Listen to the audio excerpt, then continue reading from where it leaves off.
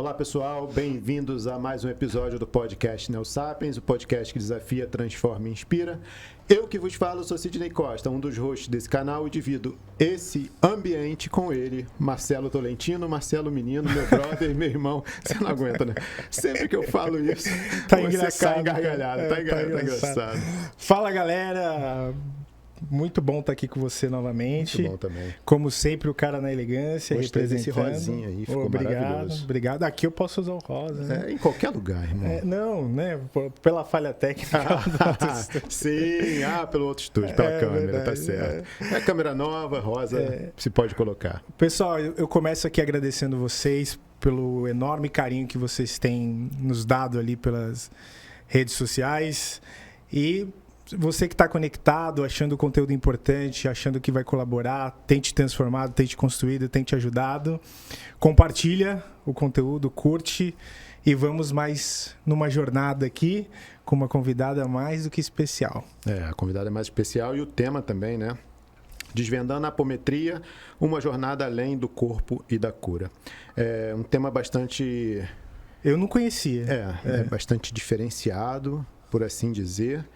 Mas a gente vai buscar fazer o máximo trazer o máximo de informação sobre esse tema aqui para a gente poder se conectar e trilhar essa jornada. E para falar sobre esse tema, a Fernanda Ganem. Fernanda, muito obrigado por estar aqui. Obrigada a vocês pelo convite. Um prazer muito grande ajudar na proposta que vocês estão trazendo para o mundo. Obrigada. Seja muito bem-vinda, viu? Muito obrigada. Um prazer. Eu tenho certeza de tudo que eu vi e a gente já teve antes, né? Certamente. Foi maravilhoso. Vai ser engrandecedor esse encontro aqui. Para a audiência, vamos falar quem é Fernanda Ganem. Fernanda Ganem, especialista em desenvolvimento emocional, com mais de 20 anos de experiência em pesquisa em desenvolvimento humano, criadora e facilitadora dos cursos de apometria clínica e mapeando relações. Terapeuta com mais de 9.000 atendimentos clínicos, ajudando pessoas a transformarem suas vidas pessoais através da ativação de suas potencialidades. Fundadora e CEO, né? Do espaço... Chefe da parada. Chefe, quem manda? Do Espaço de Desenvolvimento do Ser Mirage, Espaço Mirage, uma empresa voltada para o aprimoramento dos potenciais humanos, graduada em odontologia pela UERJ, Universidade do Estado do Rio de Janeiro. Num primeiro momento, quando chegou pra gente essa mini bio, e tinha muito mais coisa lá, e a gente... fez enxugando, né? No máximo que a gente podia, né? Claro. Ficou assim, nossa, ela 9.000 atendimentos, espaço e odonto, e aí a gente primeiro dá uma bugada, né? Fala, como é que conecta isso, né? Qual a interseção disso tudo, né? E Marcelo hoje me deu a honra de fazer a primeira pergunta. Eu não vou poder me furtar de perguntar para você o que é efetivamente a apometria. Perfeito. Né? Por mais que a gente já tenha lido ali, né, Marcelo, estudado um pouco, mas a gente precisa levar isso para a audiência. E eu queria também entender como é que teu caminho se encontra e aí passa ali pelo odonto Como tudo começou. Isso. Sim. Aí. Tenho já um resumo na ponta da língua, porque isso é uma pergunta que nunca quer calar, né? Onde quer que eu vá, como que a gente começa no odonto e se torna CEO de uma empresa de desenvolvimento humano e emocional, né? Isso. É simples assim, quando a gente entra numa universidade onde nós nos propomos a cuidar da criatura humana, especialmente na parte biológica dela, seja um médico, enfermeiro, fisioterapeuta, dentista, é como se de uma forma muito inconsciente houvesse um acordo subjetivo entre o profissional e o paciente. Por mais que ele tenha uma queixa odontológica, média, fisioterápica para trazer para aquele especialista idôneo naquela disciplina, ele vai olhar para aquele indivíduo de branco e vai falar, chegou alguém para me salvar. O branco, no sentido de paz, no sentido de limpo, no sentido de esclarecimento que a própria universidade nos dá, de conhecimento, né? Não é nada dentro da eternidade, mas já é bastante coisa dentro do mundo físico, onde muitas vezes nós somos chamados pela dor para sermos cuidados. E como a maioria dos pacientes vão por uma dor física, no meu caso, dor odontológica, ou alguma dor estética, algo que comprometesse a autoestima dele, em algum momento ele, estabelecendo aquelas primeiras trocas, ele olha para o profissional de saúde e ele vê uma pessoa com a qual ele pode contar. para quem ele pode se abrir. Porque aquela pessoa não é próxima, não tem nenhum pré-julgamento a respeito dele. É alguém que vai ouvir com a neutralidade necessária para ele poder se abrir. E se o profissional de saúde souber aproveitar aquele momento sagrado, porque eu considero que todo encontro clínico é um encontro sagrado, ele vai abrir o coração e abrir a escuta. Porque, muitas vezes, o transcorrer do tratamento no plano físico, ele acaba sofrendo algumas intercorrências pelo próprio inconsciente do cliente. Eu vou usar o exemplo da dentadura. Então, muitas vezes, quando eu atendia já idosos, pessoas de idade avançada, e que chegavam na hora de trocar a prótese total, elas dificilmente se sentiam confortáveis com aquela nova estrutura dentro da boca e tinham que, de novo, naquela idade, se adaptar a algo novo. E aí eu percebia, de uma forma muito sutil, que se aquele idoso ou aquela idosa não colocasse para fora todos os sapos que ela engoliu continuamente a vida inteira, não ia mais entrar nada ali dentro, nem a prótese nova. Porque ele passou a vida engolindo sapos e tendo que se adaptar a situações desconfortantes. E aí eu estava lá, apareci na vida dele, tirando aquela peça anterior que já tinha os desgastes, né? Já tinha sofrido a abrasão da saliva, de todas as estruturas que estão ali em atrito, que ele acostumou a viver, e apresentando uma nova prótese, ainda em fase de adaptação, só que ele já não está mais na idade de se adaptar a nada. Então, eu acho que esse é o exemplo mais crítico, porque nas idades avançadas, nós vamos nos dando conta do quanto nós exercemos um estado de força-tarefa ao longo da vida, lutando, se esforçando, tentando, engolindo, se superando. Só que o próprio cansaço biológico, psíquico da idade faz com que a gente fale, não aguento mais, eu estou cansado. E dentro desse cenário, cada paciente trazia uma determinada dor física, estética ou emocional, e tinha uma necessidade muito grande de falar sobre aquilo. E nas trocas que eram espontâneas, eu acabava conseguindo acessar de alguma forma, porque eu já vinha estudando sobre desenvolvimento emocional há muito tempo, desde os 14 anos, antes de entrar na graduação. E depois que me graduei, passei a frequentar uma instituição onde eu servia todos os dias da minha vida. Eu saía do consultório odontológico todos os dias, de segunda a sábado. E de segunda a sexta eu ficava de 8 às 17h30, pegava meu carro e ia para a instituição para prestar serviço de atendimento voluntário. Nessa instituição, no Rio de Janeiro, onde eu me criei, onde eu me eduquei, aonde eu conquistei uma boa parte do material que eu precisava para o meu autoconhecimento. E procurava o quanto antes reverter tudo que eu aprendia em benefício para quem me procurava. Porque eu dizia, uau, se isso aqui foi bom para mim e me chaveou rapidamente nessa cura, vai ajudar outra pessoa. Por que eu vou reter isso comigo? Então, em paralelo ao meu exercício clínico durante anos, com a cadeira odontológica, eu saía dali e ia prestar serviço voluntário na área de desenvolvimento emocional, de acolhimento humano, tudo por conta de estar útil para o universo de alguma forma. E isso foi a grande escola.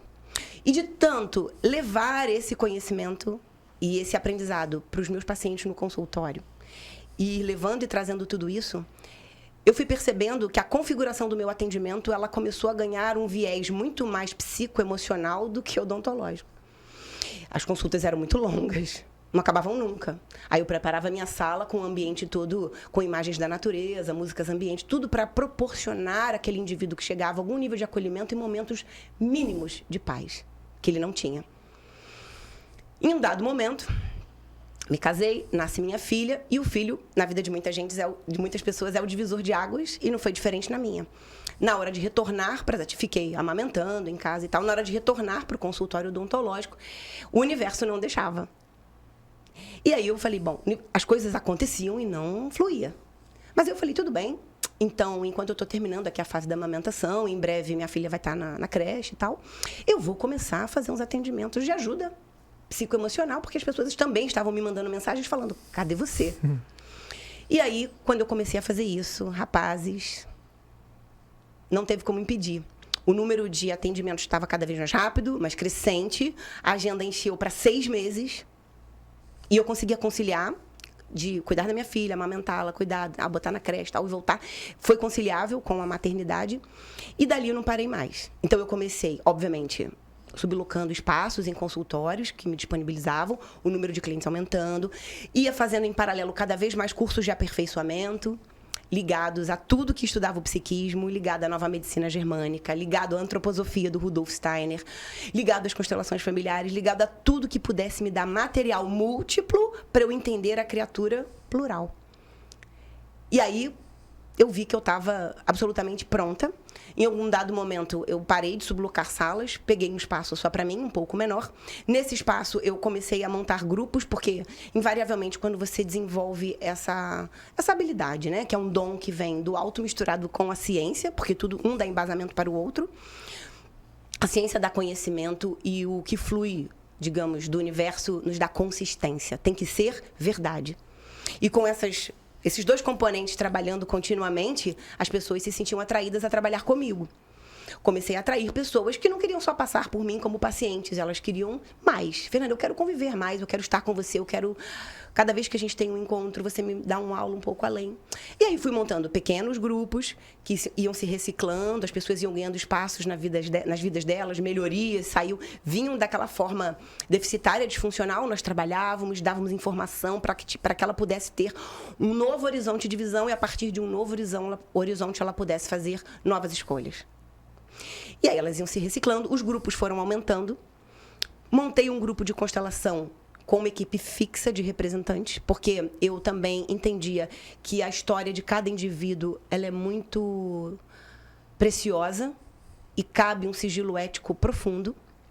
E a única maneira que eu visualizava, e ainda visualizo, de você oferecer um trabalho através, por exemplo, de constelação familiar, onde você precisa de que tenha algumas pessoas com você, não é só você e o cliente. Mas para garantir o sigilo ético e a confidencialidade, você tem que formar profissionais conectados a você e nesse vínculo de confiança.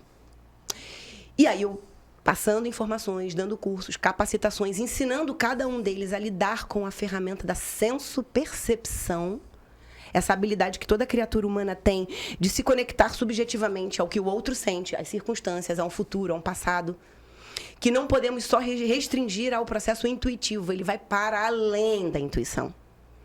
E aí eu mostrando para eles, ensinando como lidar com a senso-percepção, quais são os caminhos seguros da senso-percepção, quais são os caminhos de risco, que escolhas você pode fazer que são salutares e seguras para o influxo energético que vem e que escolhas não podem mais fazer parte da sua vida. A gente vai dando direcionamento. O grupo, então, foi ficando cada vez mais fiel. Invariavelmente, algumas pessoas seguiam seus caminhos, outras vinham, de forma que, de crescimento em crescimento, hoje eu tenho um grupo de 40 pessoas que trabalham comigo e que elas estão distribuídas na nossa empresa de desenvolvimento emocional, que é o Espaço Merrash. Elas estão distribuídas em diversas atividades. Constelações familiares, apometria social, que é um serviço da caridade, trabalho de Reiki Alma, onde nós damos suporte a uma outra líder que trabalha, porque um outro viés do meu trabalho é incentivar lideranças. Eu identifico o potencial daquele grupo de pessoas que você está treinando, alguns deles têm um potencial incrível, seja ele explícito ou não. E aí eu vou fundo, trago aquele potencial para a Terra, coloco ele no mundo e dou apoio para que ele possa trabalhar. Não só o apoio emocional, psíquico e técnico, porque nós temos uma estrutura muito forte, mas também o apoio de pessoas que possam dar suporte a isso. E temos outros trabalhos que acontecem, meditação multidimensional, vários outros trabalhos que esse corpo de colaboradores, todos voluntários, como um dia eu fui. Nenhum deles é remunerado. Ninguém está lá por dinheiro, Sidney. Eles estão lá por 2 únicos motivos. Porque tudo aquilo faz sentido para a alma deles e por amor. E o terceiro motivo, que seria uma consequência natural, é porque eles percebem a vida deles em progresso contínuo. Tudo começa a melhorar, claro. Se você recebe um conhecimento, um influxo de energia sagrado, coloca aquilo, aplica aquilo a um outro que precisa, você se torna um tubo aonde esse influxo flui sem obstruções. Então, esse influxo luminoso está sempre lavando, limpando e renovando. Invariavelmente vai limpar e renovar sua vida afetiva, sua vida profissional, sua vida financeira. Não há como parar. Então, aquele que trabalha com a gente, ele já entendeu que ele tem 2 formas de viver a vida, em qualquer lugar. Ou dentro do influxo cósmico, ou estagnado.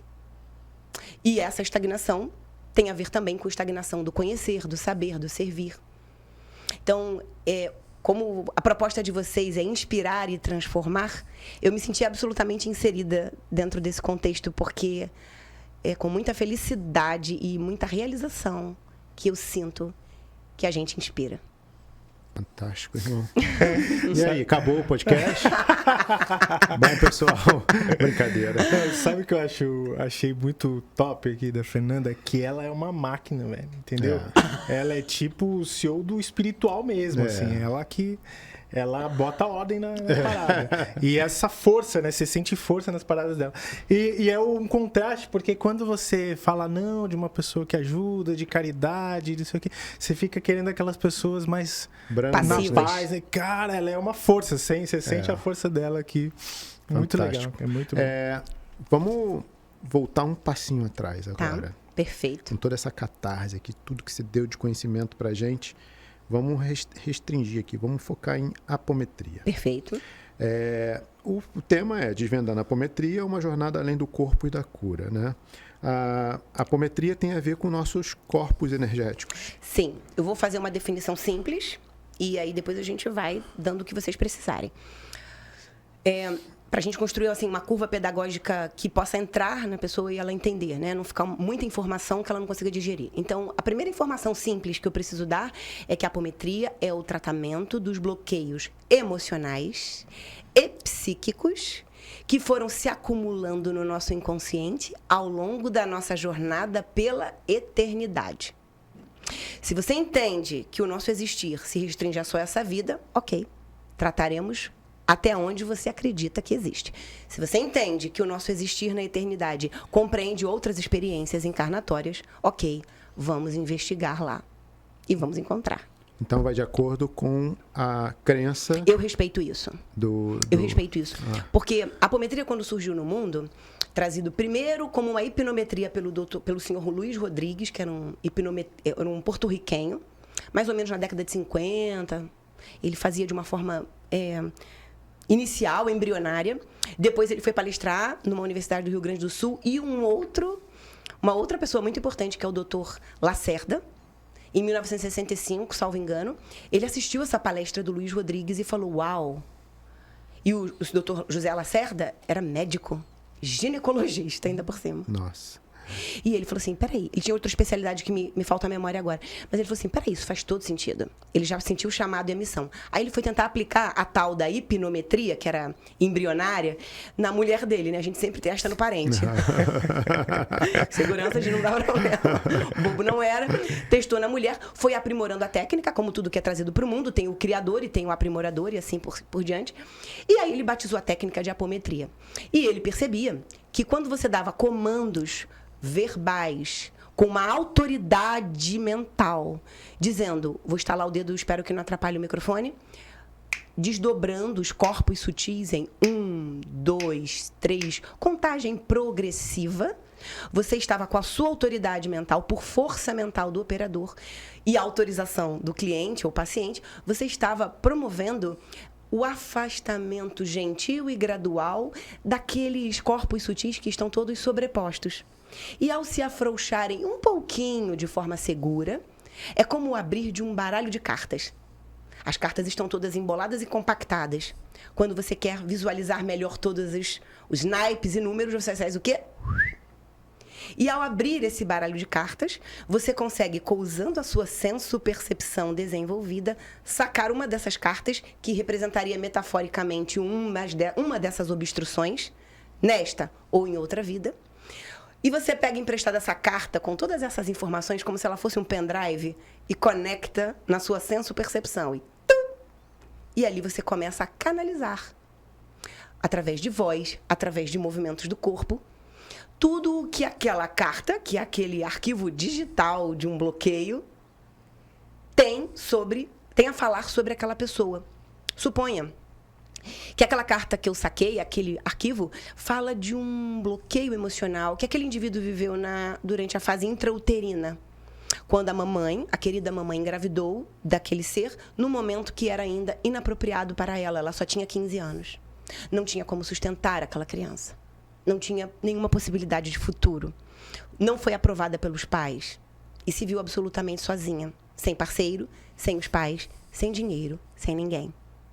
Invariavelmente, essa mulher pensou em interromper aquela vida. No desespero dessa menina. Como seria? E muitas vezes, por amor, mesmo que isso assuste, ela não queria que outro ser viesse à Terra para sofrer junto com ela. Faz sentido para vocês? Faz sentido. A dor dela, o desespero.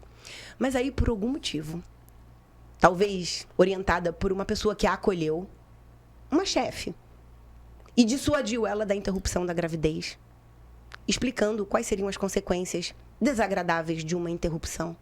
E que por mais que o cenário dela fosse periclitante, difícil, assustador, que o universo talvez trouxesse soluções inimagináveis.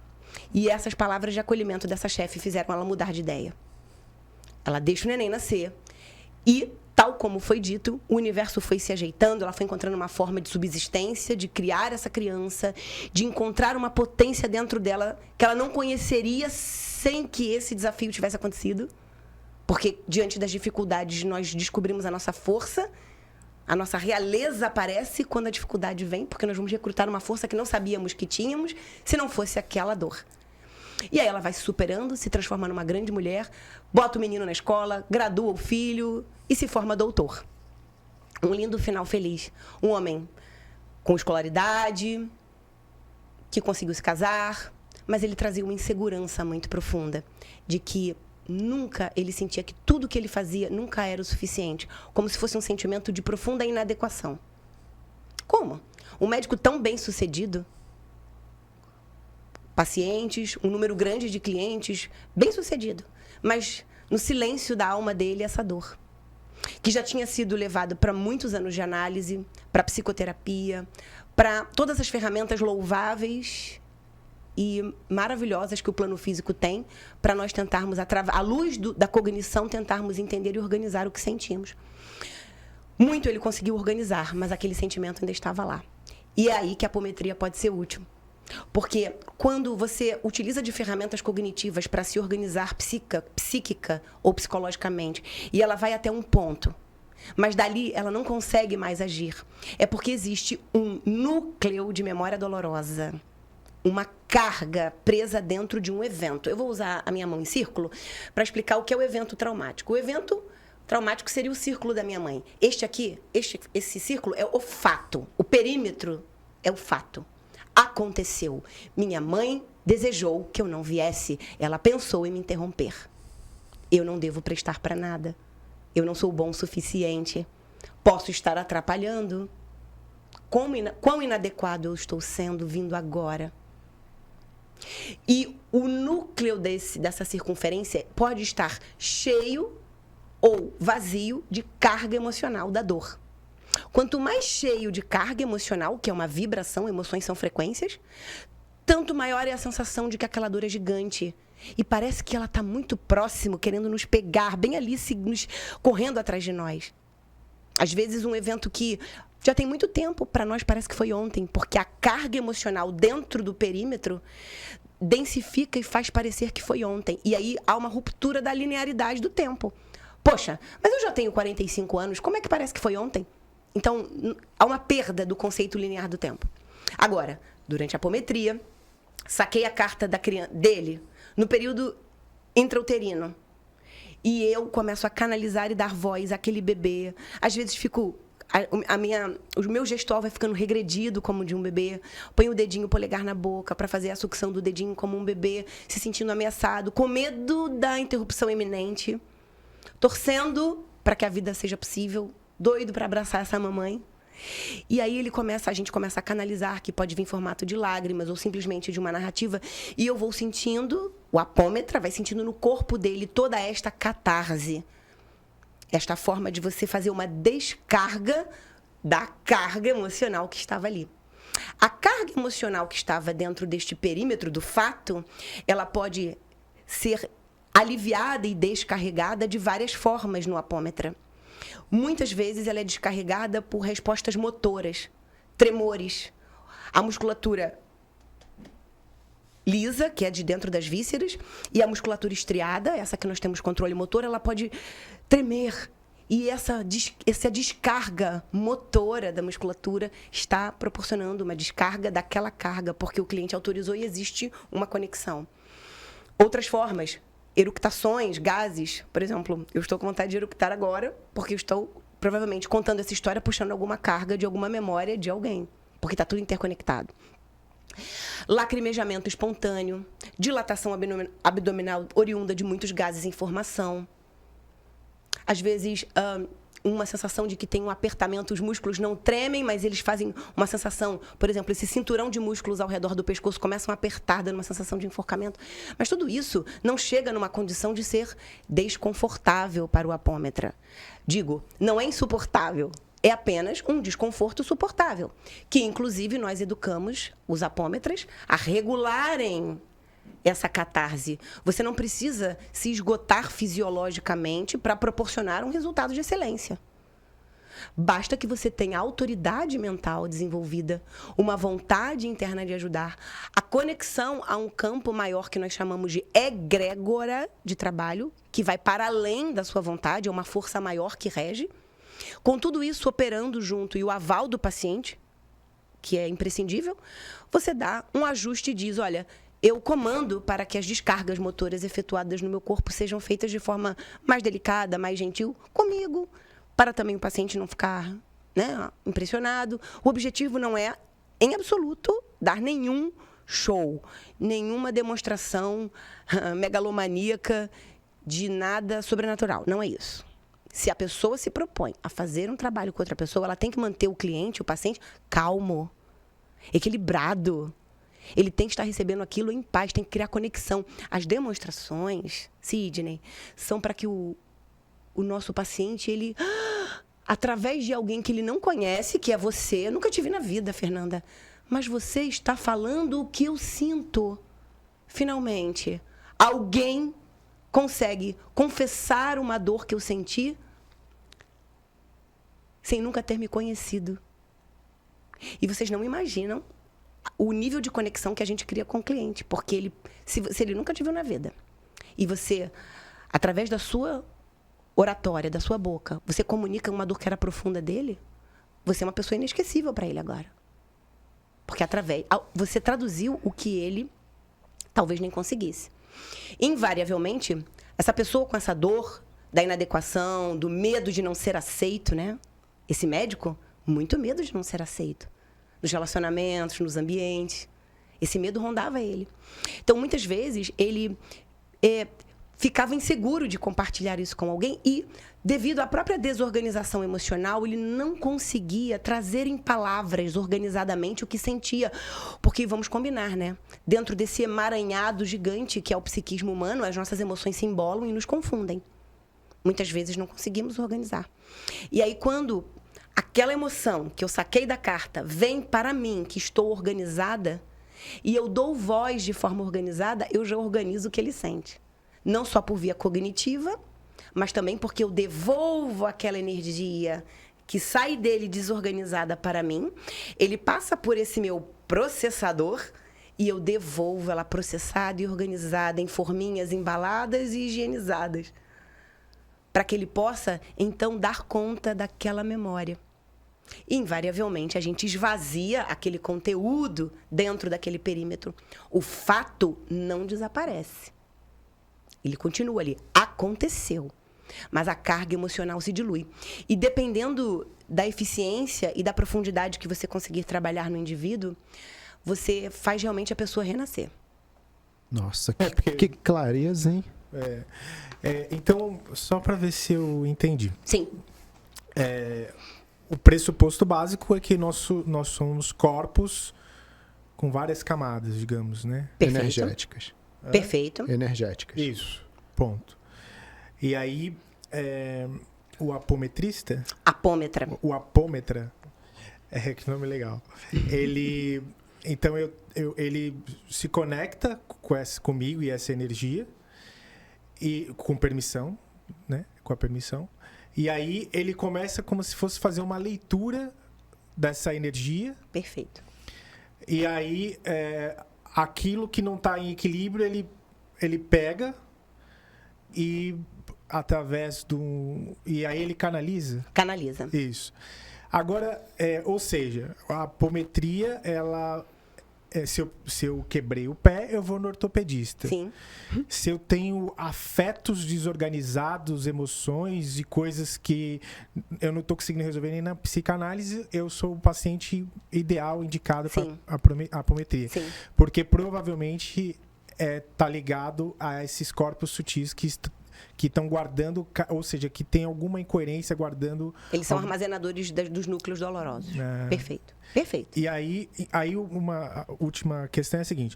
Quando você acessou essa molécula de emoção, essa energia que estava ali incoerente, ou precisando circular, não sei como, e você canalizou, isso já promoveu a cura? O paciente sente o alívio imediato. Que coisa muito doida. E é tão gratificante. A gente chora junto, né? Porque o alívio que eu sinto passar por mim é um alívio emprestado, porque não é meu. Eu apenas empresto meu corpo. Eu sei que ele está vivendo. E você está dando àquela pessoa a possibilidade de viver sem aquele, desculpem a palavra, aquele micro-inferno psicológico. Porque muitas dessas dores, elas nos perseguem e viram fantasmas.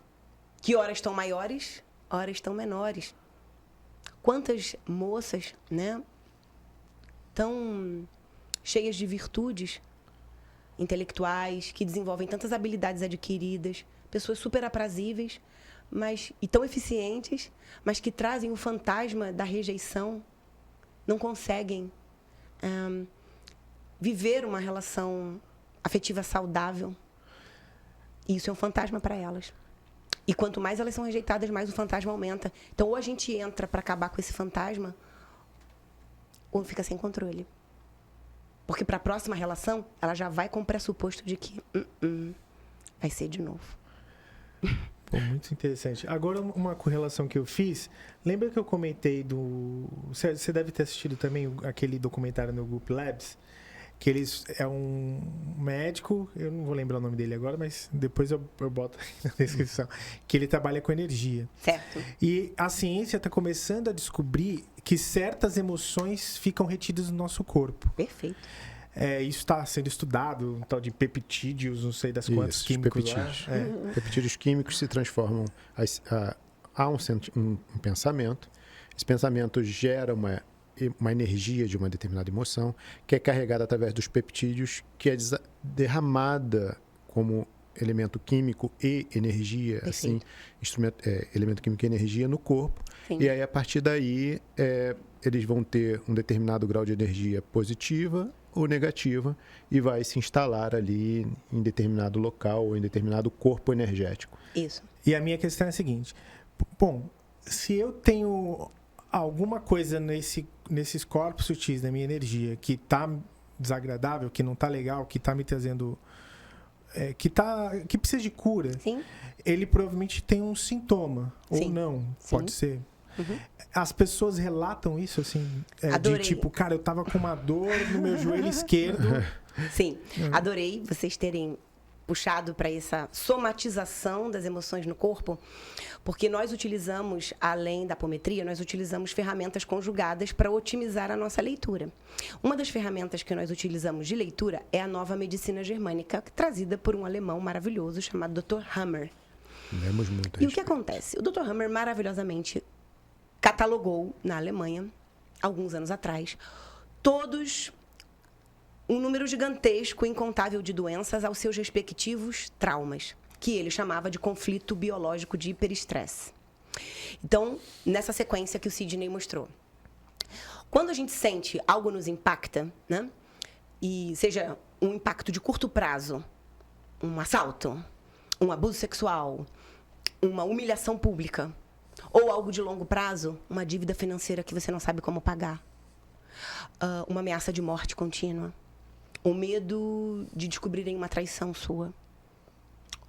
Curto ou longo prazo, você está vivendo um estado metabólico de conflito biológico de hiperestresse, gerando no seu corpo uma descarga de adrenalina muito grande. Isso que nos impacta, ele acontece na mente. A mente é atemporal e alocal.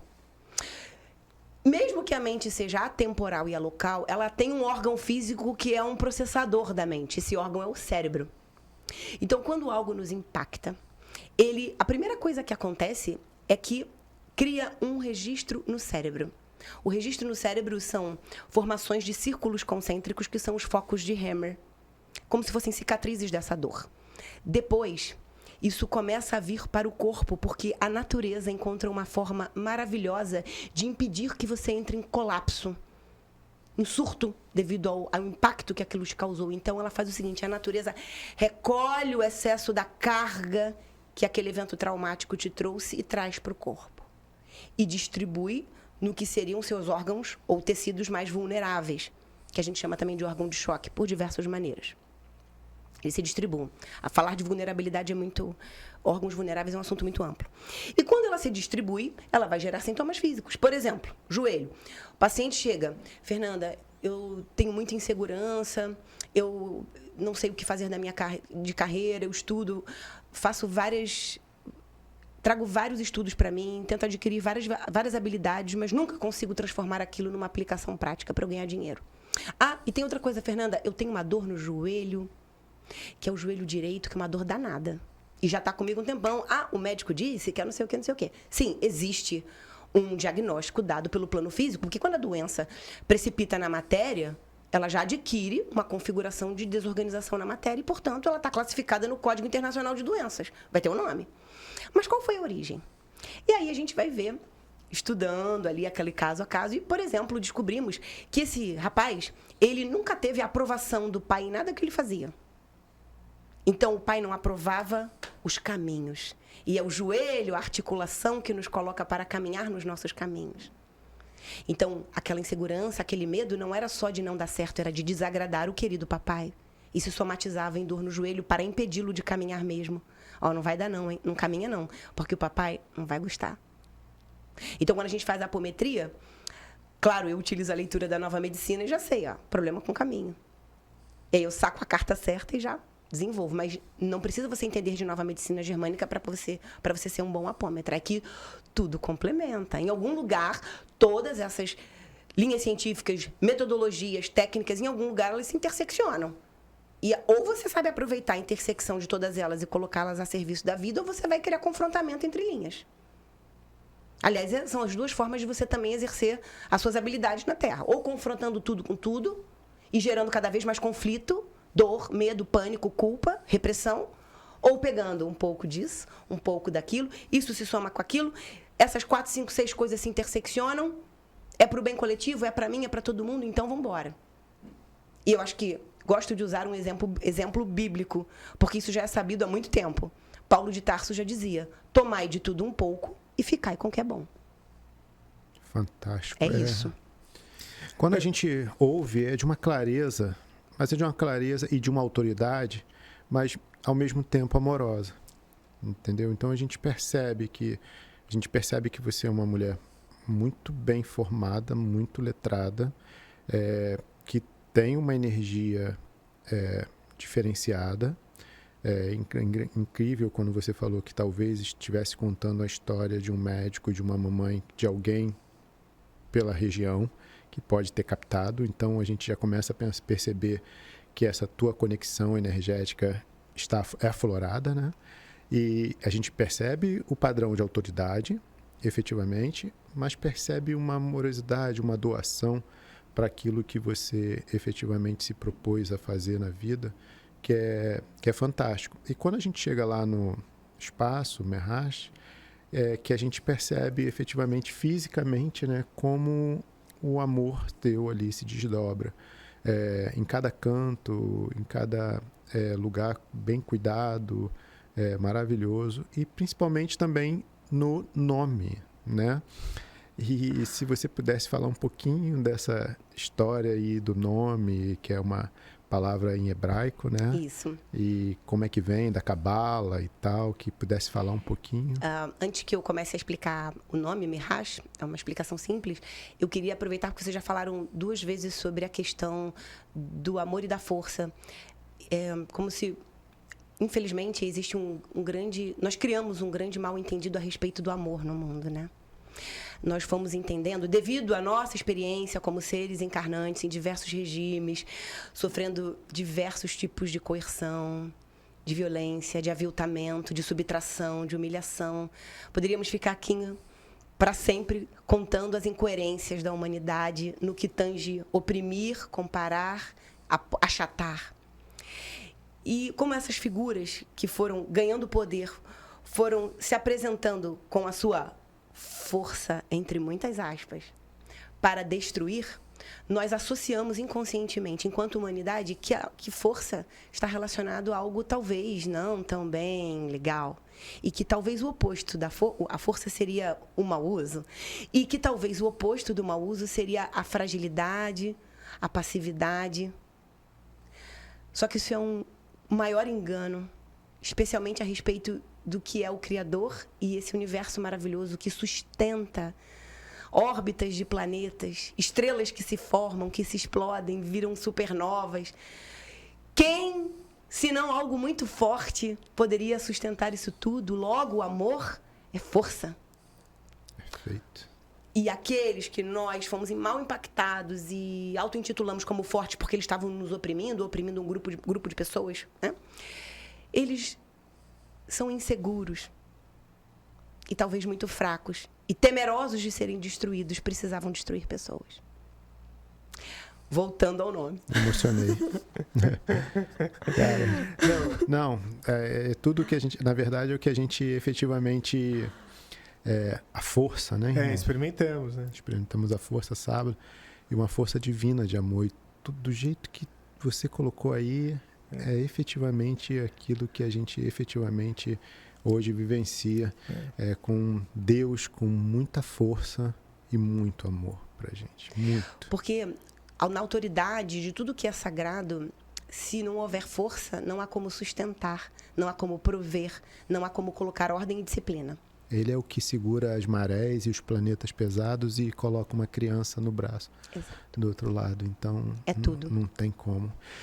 Vamos. E aí, inspirado, obviamente, né? Não por acaso a gente fez esse pequeno preâmbulo a respeito de força e amor, porque quando nós fomos escolher o nome da empresa, nós temos muita ligação com a Cabala. Por quê? Porque nessa casa, onde eu prestava serviço voluntário por muitos anos, e ali me criei, ali adultifiquei, com a aprovação, o amor e a força do então presidente dessa instituição, Dr. Luiz Augusto de Queiroz. Conhecemos. Sim, que com toda a sua habilidade, a sua generosidade, o seu conhecimento, né? Ele veio apadrinhando, encontrando o meu potencial, me dando espaço para exercer esse potencial. Ele, nessa casa, ele ensinava muito sobre Cabala.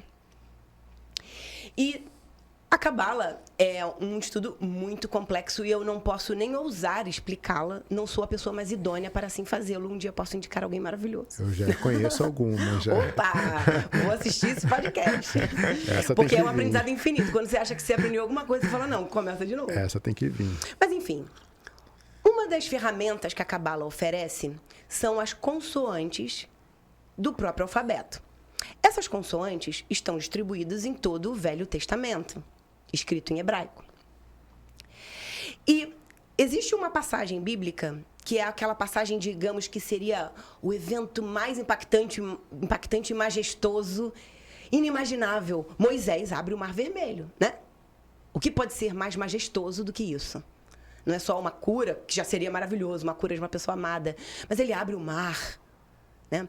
E essa passagem está descrita, salvo engano, nos versículos 19, 20 e 21. E aí, salvo engano também, lembrando que eu não sou a pessoa mais idônea, o número de letras do 19, do versículo 19, 20 e 21 são 72. 72, 72, 72.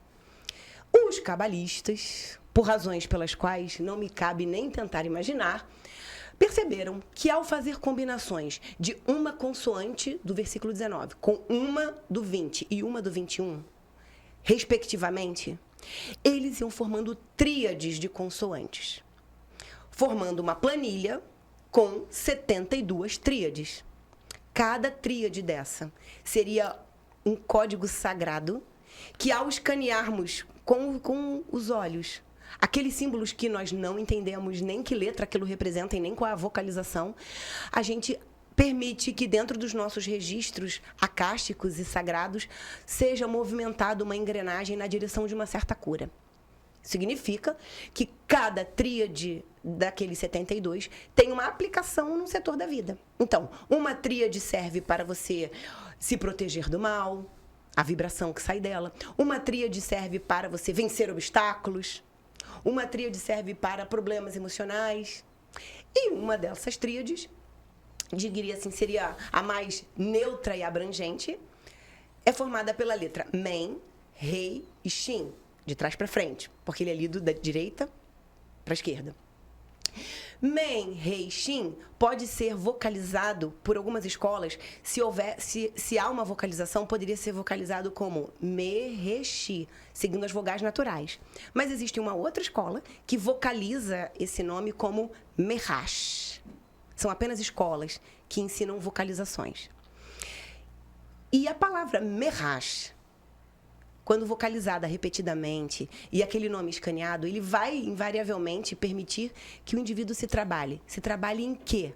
Na potência da cura.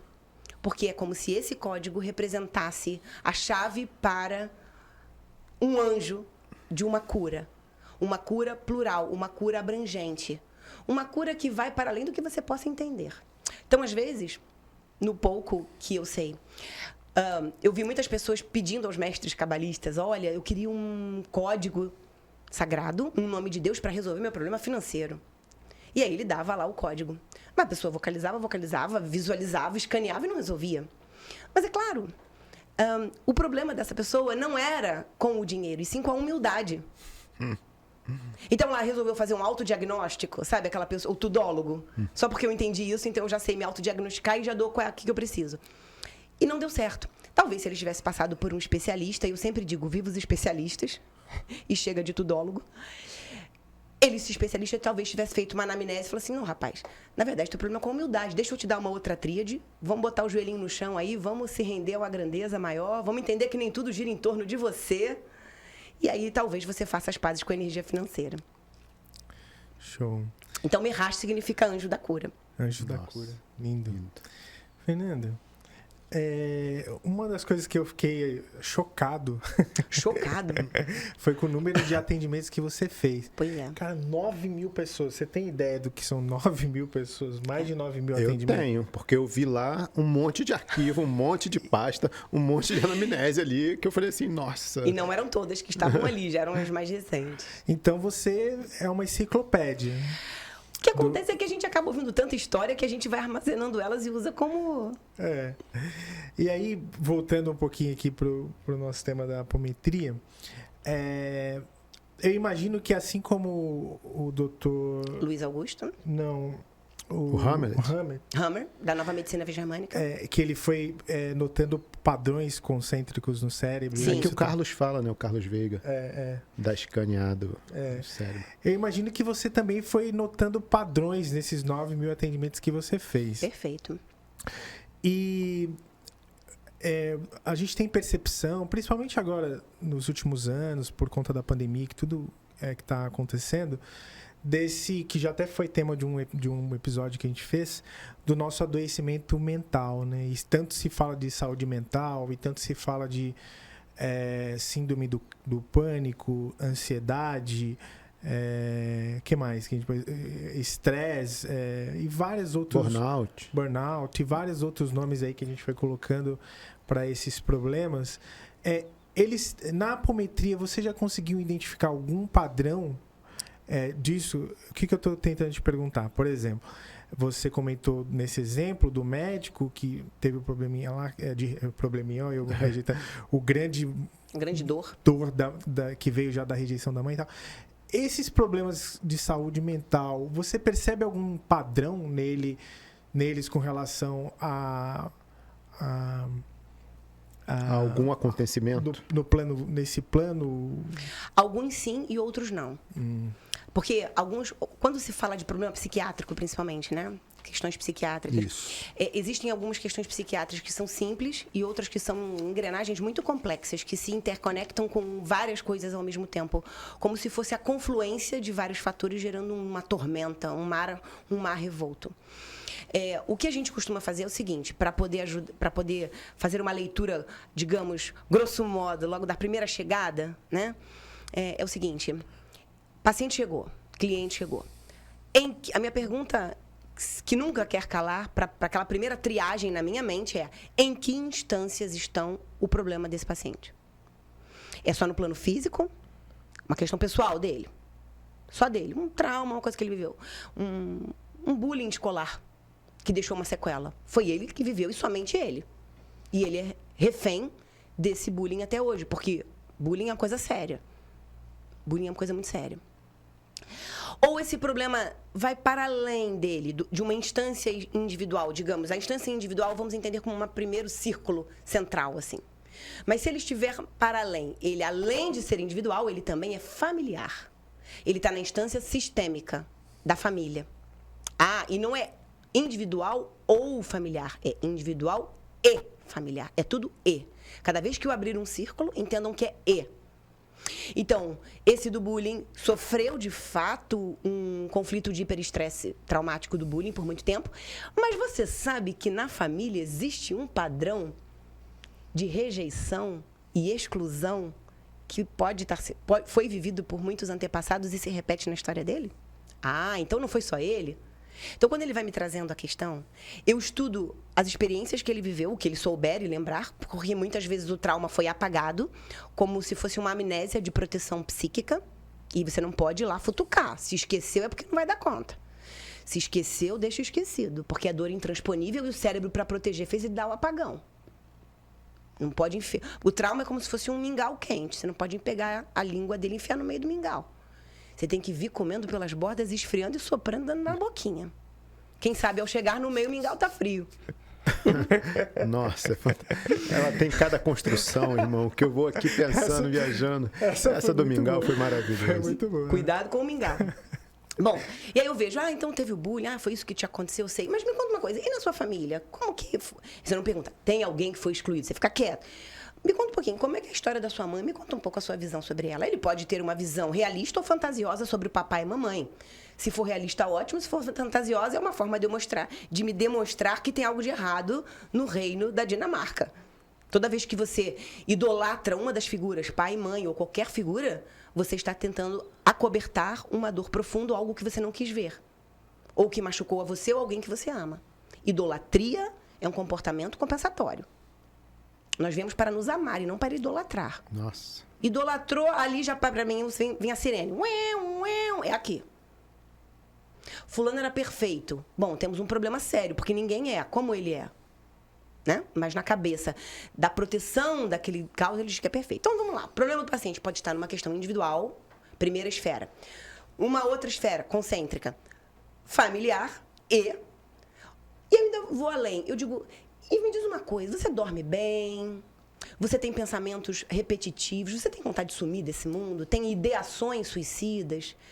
Vontade de dar um fim, tipo, pra que eu sirvo? Era bom se eu não estivesse aqui. Aí eu vejo que já está em outra esfera. Fernanda, olha, eu tenho uma dor de cabeça terrível. Quando eu tenho uma pequena desavença com alguém, eu perco a estribeira, eu começo a explodir. E é como se aquele pouco que me futucou promove um efeito desproporcional nas minhas emoções. Quando há ruptura da relação de causa e efeito, pode acreditar que tem boi na linha. Sério? E boi na linha é interferência espiritual negativa.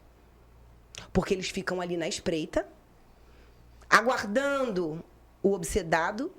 No primeiro deslize, no primeiro gatilho que ele toca, eles vão lá e fazem aquele sentimento de mal-estar, de rejeição, de raiva ser amplificado.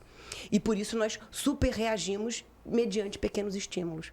Então é normal, por exemplo, se seu filho passa correndo e pisa brabo no seu pé, no seu dedinho lá, dói muito. É normal que eu fale, poxa, filho e tal, não sei o quê.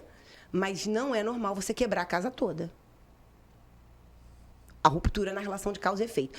Ou sensações que são sintomas de obsessão. Por exemplo,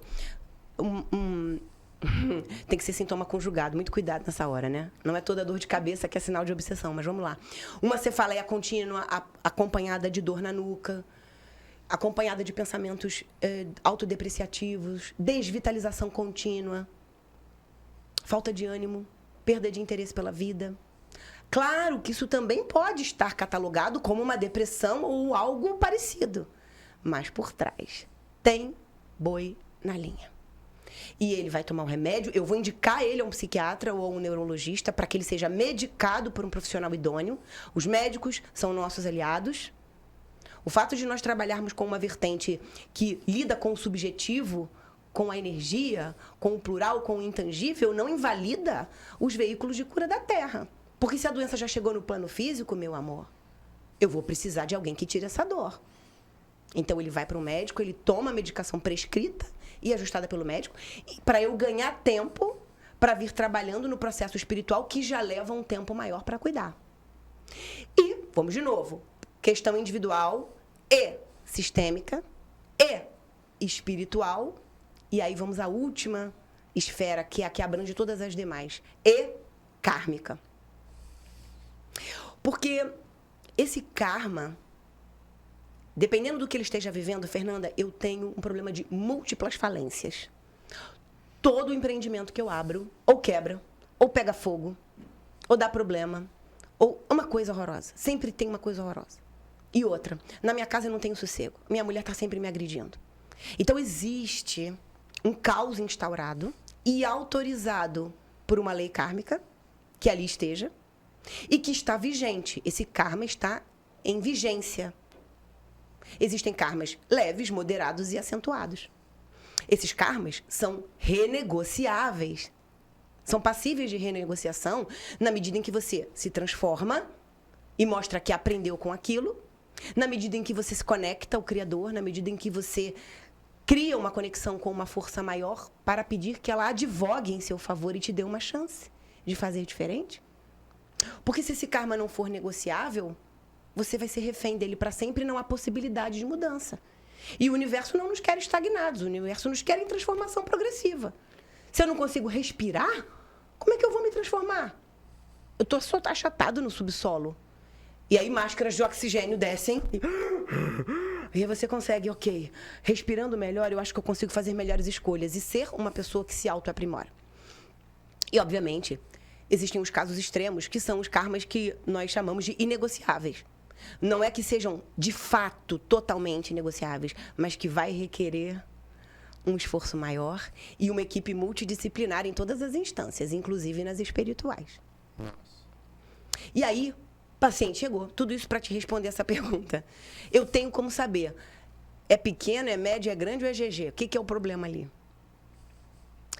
E aonde que eu vou trabalhar? Então, por exemplo, se esse paciente ele tem essa esfera kármica muito pesada e a espiritual também, não adianta eu propor a ele fazer uma apometria clínica como sendo a solução de tudo, se eu sei que eu estou tendo que me contrapor a forças que estão perturbando ele há muito tempo. Logo, eu preciso indicá-lo para um lugar especializado, onde esses seres possam ser trabalhados, levados, cuidados, para que ele possa respirar.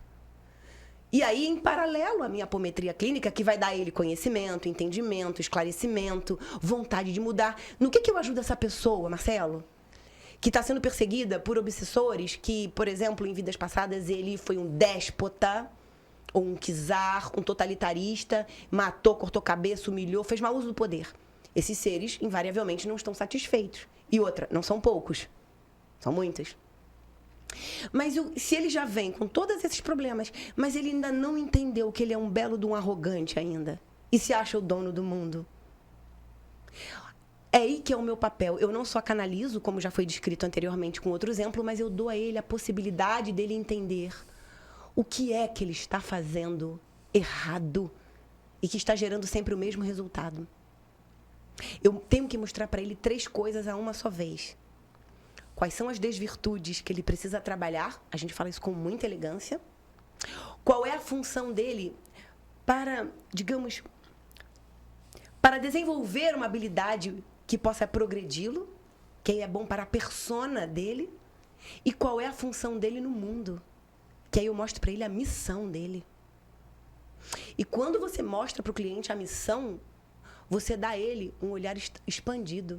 Ele sai daquele olhar refém e vai para um olhar expandido. E ele vai trabalhar para cumprir esta missão, para melhorar como persona e para corrigir as desvirtudes. E aí você participa do progresso dele. É um processo longo, mas é possível. Nossa. Vai, fala você. Não, sabe o que me ocorreu? Então, a apometria trabalha todo esse corpo energético. Sim. A nível individual, sistêmico, espiritual e kármico. O sistêmico até ele é mais compreensivo para mim do seguinte ponto. Caraca, se eu nasci de uma família pobre e sem nada, eu nasci sem nada, lascado. Sem nenhum ensinamento para sair dessa condição. Dessa condição. Você já está ali, né? Você veio ali naquela Como condição. que eu crio ferramentas para sair disso? Isso é o sistêmico, ou seja, você não vai escapar dele, meu amigo. Ou... Não, sim. eu digo assim que você nasceu. Sim. É a sua condição ali e você vai ter que tocar a vida ali e tal. Ou seja, é fácil entender, sim. não é? É Sim. fácil entender. Agora, o que eu não entro no acordo é o espiritual. que é o seguinte, eu até fiz uma brincadeira, que é, cara, não tô mexendo contigo, tu não mexe comigo. Né? Que é o lance do... eu não consigo entender no plano espiritual, nessa questão de alguém vir te incomodar. Primeiro é a questão de poder. Como pode esse outro ser numa outra... em uma outra energia, esfera... como é que ele consegue interferir na minha vibe aqui? Né? Se eu sou um corpo de energia, digamos, numa matéria, né? E aí o cara só é energia, e como é que ele consegue interferir na minha vibe? E por quê, né? Porque, digo assim, se você foi lá mexer no vespeiro, aí, né? Agora, você está conectado com Deus. Agora você tá ali tranquilo. Tocando tua vida. Tocando o vidro. Não falou nada com ele. Aí vem alguém... E fala, opa, agora sou eu. E aí, como é que faz isso? Me explica. Adorei. Isso é a pergunta que acho que a grande maioria das pessoas fazem, né? O que tem a ver aqui com lá? Né? Então, eu acho que a gente tem que começar lá do começo do nosso entendimento sobre essa pluralidade de existir. Então, assim, tudo no mundo é plural. A criatura é plural. O sentir é plural, porque uma mesma experiência pode gerar um resultado para você, um sentimento para você, em mim outro, no Sidney outro. Os planos e dimensões também são plurais. Só que, dentro da pluralidade, não há fronteiras continentais que dividam. Plano físico é daqui até aqui, e daqui para lá é o espiritual. Quem dera. Não é. Eles são todos interconectados, superpostos uns aos outros, como membranas que se encapsulam e envolvem umas às outras. Então, o que acontece aqui em termos de sentir e agir, reverbera e interfere lá. Por exemplo, nos grandes eventos catastróficos de guerra, Primeira Guerra Mundial, Segunda Guerra Mundial, aquela dor e aquele sofrimento, aquele massacre, daquela estupidez da guerra, interferia nas frequências vibracionais dos mundos que circundavam e estão interconectados a nós. Por exemplo, o que nós estamos conversando aqui agora está interferindo na frequência desse ambiente, dos seres que passam por aqui. Vamos deixar uma energia, acredito que muito bem-aventurada nesse lugar, porque tudo que traz esclarecimento abre consciência e eleva a vibração. Então, veja, nós já contribuímos para um acréscimo de vibração num plano que não é tangível, mas que está aqui. Pronto. Não está aqui, mas está aqui. Está aqui. Está o tempo inteiro. Aonde deixamos o rastro das nossas frequências, ali estamos contribuindo para uma psicosfera. E o que acontece lá, por parte, quando eu digo lá, não é lá no infinito, não, é por aqui mesmo. Só porque que é em tudo frequências energia, sutis, né, Fernanda? em frequências sutis. Porque... Só muda a faixa de frequência. Interfere aqui. E graças a Deus, sabe? Porque já pensou se eles de lá com a força vibracional que eles têm, para funcionarem como advogados nossos não pudessem pedir por nós, aí tava todo mundo lascado. Imagina. Por isso que, efetivamente, a grande potência de energia é Jesus Cristo. Exato. E o que ele deixou no mundo, há 2023 anos atrás, ainda reverbera aonde? Nos tratados? Nos registros literários? Ou dentro da gente? Ele está, ele é, ele passou com a força solar, cósmica dele, ele deixou. E está vibrando. Eu estava falando contigo outro dia, irmão, e aí, Fernanda, você que tem essa percepção mais apurada, pode dizer pra gente ou não. Eu não sei se eu li ou vi em algum lugar, falando que o ser humano, quando está num processo de muita angústia, o grau de energia dele está tão baixo que seres de energia baixa começam a ver o ser humano, mas eles veem ele como um anjo. E quando ele bate no fundo do poço e começa a se recuperar e a energia, o grau dele subir, ele carrega muitos seres de baixa energia para elevação energética. Mas tem muita gente que fala que também para a gente se aproximar de seres de grande energia, como que já foram, né, como Jesus, como Madre Teresa de Calcutá, como pessoas efetivamente do bem, boas, que têm um grau... A gente precisa se elevar a nossa energia para aproximar deles e não aguardar que eles desçam com a energia mais baixa para perto da gente. Então, eu fico nessa dúvida, né? O ser humano tem essa capacidade de elevar e de reduzir. Não sei se reduzir é uma capacidade, né? Ele tem essa possibilidade, né? De acordo com a sua emoção, o seu pensamento, a sua... E aí... É verdade isso que eu já ouvi falar? É verdade, é uma pergunta ruim. Você percebe isso quando você atua? Vou fazer uma releitura dessa história, confirmando algumas coisas e só fazendo pequenas correções em outras. Tá, você me perdoa, porque é muito leigo, é um assunto muito... Não, já entendi perfeitamente. Profundo pra gente e na verdade, eu preciso efetivamente de você para me ajudar nessa pergunta. Então, eu vou tentar, é muito complexo, mas eu vou tentar ser bem objetivo e didática. Então, nossas emoções regulam nossa frequência. Boas emoções, altas frequências. Boas emoções, compaixão, solidariedade, fraternidade, entendimento, vontade de ter entendimento, né? Gratidão, carinho. E o amor, dentro do que nós entendemos, que é um conceito muito reduzido, mas vamos lá, amor. Dentro do que dá para fazer. Tá? Não vamos falar no amor maior, não, porque não temos nem condição. Isso. Baixas emoções de baixa carregadas, abaixam a nossa frequência. Raiva, indignação, vergonha, culpa, inveja, medo. A humanidade vive ainda o processo endêmico do medo, né? Tem medo de ter medo, né? Medo de ter medo. Qualquer coisa, estamos todos tão sobressaltados. E aí já existe uma predisposição em toda a humanidade a estarmos a um pezinho da baixa frequência. Porque o medo mora ao lado aqui, ó. Tá aqui no teu cangote. Ah, mas hoje eu acordei bem, tive um dia legal. Tudo bem que você acordou bem, tudo bem que você fez seus exercícios físicos, fez uma boa leitura pela manhã, escutou músicas que falam coisas positivas. Mas se você não tem todas as suas questões emocionais resolvidas, tem algum gatilho que tem a ver com algum medo que tá aqui, ó. Não vai aí achando que tá com peito de aço, achando que nada vai te pegar, não.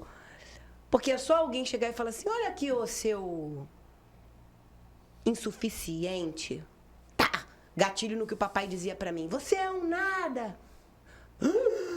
Papai, medo, regride, criança.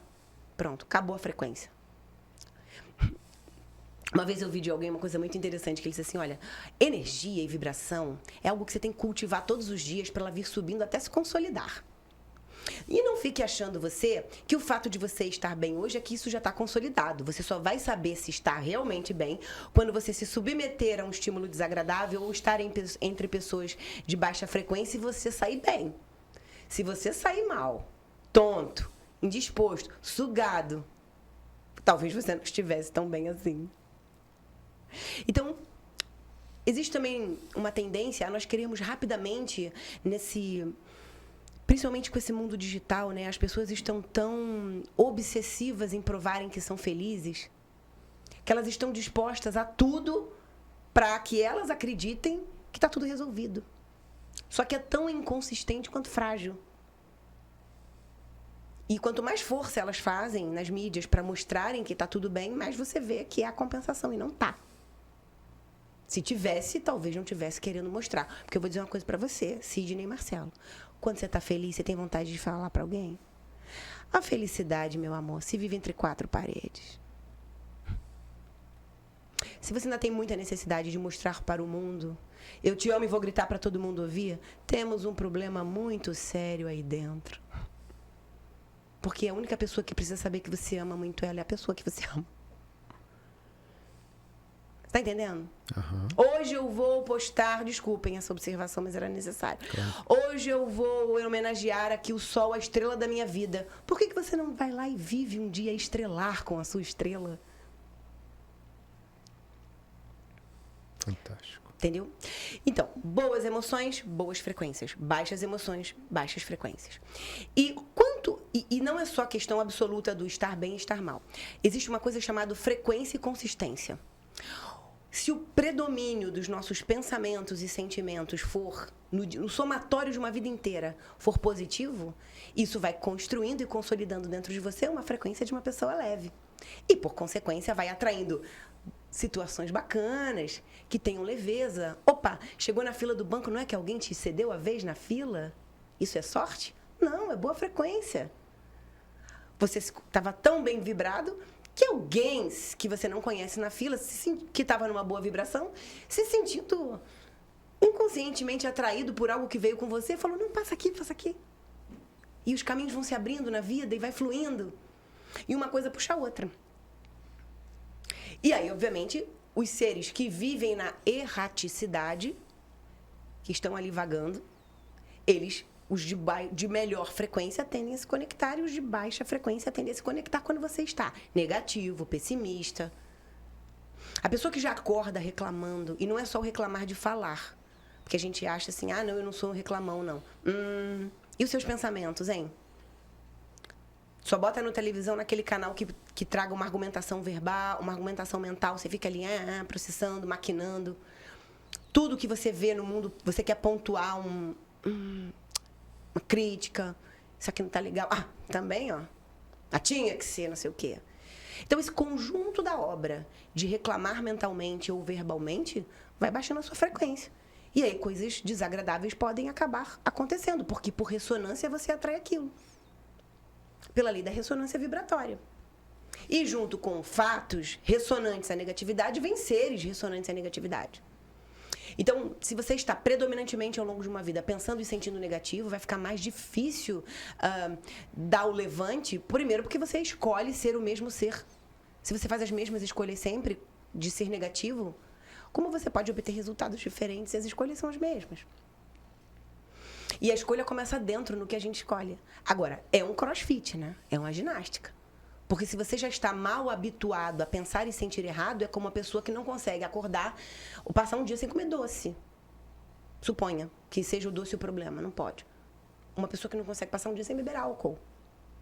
Ou uma pessoa que não consegue passar um dia sem alguma coisa, um apoio, né?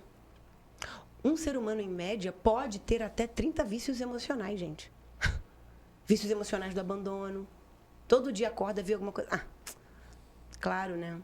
Que o ônibus ia passar e eu não ia me levar. Eu sempre fico para trás mesmo. Nunca sou escolhido, né? Eu nunca sou escolhido. E aí nós vamos operando como ciclos viciosos dentro dos nossos vícios emocionais e não nos damos conta. Por isso que é tão difícil evoluir. Porque nos fechamos dentro de uma bolha onde estão só mais do mesmo, mais do mesmo, mais do mesmo. Daí a importância de você se conectar com esclarecimento, com lugares de boa frequência, para você criar um olhar investigativo e dizer, uau, deixa eu experimentar ser um pouco disso, para ver que impactos isso me causa. Para eu saber se essa árvore é boa. E eu vou saber se a árvore é boa se ela me der bons frutos. E tem que avaliar isso sempre. Porque o que não falta é no mercado, esse mercado fantasioso de soluções imediatas, são pessoas querendo vender uma solução imediata sem ter consistência. E aí os frutos, às vezes no primeiro momento dá aquela empolgação, mas depois os frutos não são bons. Tem que fazer a checagem de se o fruto é bom o tempo todo para saber se a árvore é boa. Brother, tô pensando aqui. Se por acaso um dos dois tiver que tirar umas férias, ou se a gente pensar num terceiro host pro canal... Tá dentro. Cara, a Fernanda olha vai isso cumprir. aqui, cara. Que comunicação. E eu esqueci, né? Eu botei força, amor, mas faltou a molecagem, a traquinagem, que de vez em quando você dá uma piscadinha pra gente. Mas tem que ter, né? Que essa tem um código paralelo. Fenomenal. Essa eu já... Opa, tipo, peguei. Tipo assim, peguei. E do carioca. Cara, que coisa fenomenal. Vamos pensar o seguinte, eu tô indo lá no Merrache, né? E aí eu chego lá para uma consulta com você. Ok. Você vai fazer uma anamnese minha. Isso. E tem um questionário que você faz. Uma ficha de 11 páginas, a gente vai preencher. 11 páginas? Eu que fiz a ficha. Então, por favor. Ficha é só minha. Fala um pouquinho dessas 11 laudas aí. Não, vou falar só das principais. Dados cadastrais, obviamente. Entender um pouco a dor o que acomete aquela pessoa, quais são os padrões que ela traz de repetição. Dentro desses padrões, quais foram as frases acopladas ao padrão. Porque aí começam a vir as memórias. Você lembra de alguma coisa que te machucou muito? Eu me lembro quando eu acordei um dia de manhã e não tinha ninguém em casa. Meu pai já tinha largado a minha mãe. E a mamãe naquele dia era a única que tinha me sobrado e não estava. E eu fiquei desesperada e comecei a gritar para o meu vizinho. E eu me lembro que ele gritou: cala a boca, resolve seus problemas sozinho. Dentro daquele contexto traumático, aquela frase do vizinho vira um programa de sobrevivência. Porque depois ela não vai ter ninguém para acolher. Ela nunca vai contar com ninguém. Porque a gente absorve essas frases e elas se introjetam dentro de nós e começam a operar como motores de sobrevivência, principalmente quando nós estamos vulneráveis, submersos num momento traumático, quando estamos abertos. Uma coisa eu dizia assim, não tem ninguém não, se vira sozinho, quando você tá ótimo, aí não vai entrar. Agora na dor parece que abre um abismo, né? Uou! E nesse abismo a frase do vizinho entrou e ficou. Você tem que descobrir quais são os motores que operam ali, essas frases, motores, porque ali tem que fazer um acordo para te fazer o motor. Um outro exemplo, no enterro, o menino foi ao enterro do querido papai. Foi a mãe, foi o menino, que era o primogênito, e mais 3 irmãs mais novas. Naquele abismo que se abre da dor de ver o papai morto precocemente, vem o padrinho, dá 3 tapinhas nas costas dele e diz assim: agora é contigo, rapaz. Acabou com a vida do garoto, né? Ele possivelmente, além de assumir o papel de pai, por razões óbvias e comandadas, ele vai renunciar a toda a felicidade, não vai conseguir nunca se firmar com menina nenhuma, porque se ele vier a ser feliz e constituir família, ele vai sair do papel que os 3 tapinhas colocaram nele no momento de dor. Você tem que descobrir isso. Terceira parte da ficha é quando você estuda o sistema. Me conta tudo o que você sabe ou não sabe, ou que você ouviu sua tia falar sobre a história dos seus avós, pais, mães, colaterais, tudo. E um pouco do seu sofrimento. Tá? E quando o paciente vai ganhando um pouco mais de confiança na forma da nossa abordagem, porque a gente tem que tratar tudo com muito acolhimento e naturalidade, né? Depois de ouvir 9.000 histórias, tá tudo bem, né, cara? Tudo é possível, tá? Nada choca mais. E aí chega um momento que é a hora que ele, em algum momento, ele consegue falar um pouco sobre, mas tem uma coisa que eu não falei. E ali ele abre aquela coisa que tá na caixa de Pandora, provavelmente. E aí a gente diz, ok, montamos isso. Isso na primeira consulta, essas 4 primeiras páginas. As demais, elas vão sendo preenchidas nas demais consultas quando ele dá continuidade, que tem a ver com padrões de intimidade afetiva, intimidade sexual, com criar filhos, essas coisas que vão compondo, né? O que ela vê em comum com as pessoas que ela conhece, que perfis ela admira, que perfis ela repulsa, o que te incomoda na humanidade, o que mais te irrita no mundo, ser humano. Aí fala, Fernanda, eu não aguento, é a mentira. Aí a minha cabeça vai invariavelmente perguntar, quem foi que você confiou e mentiu para você? E que machucou a sua criança profundamente. E faz com que você não acredite mais em ninguém. Ou busque esse ser que te traiu nas pessoas, para descarregar nessas pessoas a raiva desse ser. Enfim, um estudo profundo. Feita essa avaliação, eu vou checar em que instância está o problema, individual, sistêmico, espiritual ou kármico, e vou montar a minha estratégia de ação. Que experiência, né, cara? E a estratégia de ação envolve... Pode envolver consultas mensais, não precisa mais do que uma consulta por mês em absoluto, porque entre uma consulta e outra a gente mexe em tanta energia que leva 30 dias para processar. E em paralelo, eu posso convidar ele, nesses 30 dias que nós não nos veremos, que tal você participar de alguns atendimentos gratuitos que nós temos na casa, para a gente contar com quem sabe das coisas e quem tem força para dar um levante. Porque eu preciso dessa gasolina cósmica, eu acredito que você precisa também. Fantástico, né, irmão? E alguém consegue ter alta antes de sair do corpo?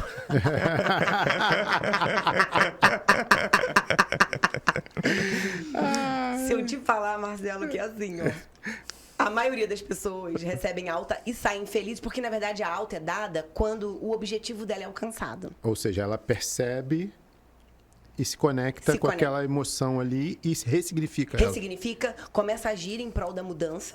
Né? E ela começa a ver os efeitos na vida dela e ela fica, Fernanda, aqui, minha vida já tá em outra cadência, 5, 6, 7, 8, tá subindo. Já entendi. Beijo, fui. Vai voar. Qualquer coisa eu tô aí. E pode ser que ela retorne daqui a uns 5 anos com outras questões, né? Porque tudo é cíclico. Mas já teve algumas situações, né? Porque a faixa etária das pessoas que nos procuram fica entre 35 e 60 anos. É a janela de ação do nosso público-alvo. São pessoas que já estão entendendo que estão começando a dar cabeçada, e a cabeçada pode durar pouco ou muito tempo, e é melhor resolver logo, que senão a vida passa e foi e eu não resolvi. Né? Que já tem algum nível, já desconectaram da necessidade do papai, da mamãe ou da tribo, já se consolidaram financeiramente de alguma forma e não estão entendendo como é que elas chegaram naquele nível de alta performance profissional e de conhecimento e que a vida não está funcionando. Por que não está funcionando, pô? Quer enxergar. Agora, já aconteceu de nós termos clientes... temos alguns clientes acima de 70 anos, por exemplo. É raro, mas existe. E que tem as questões próprias da idade. Né? E já teve ocasião em que, desse meu tempo todo, 2 faleceram. E a gente teve que continuar a conversa do outro lado mesmo. Mas eu ficava avisando. Senhor fulano...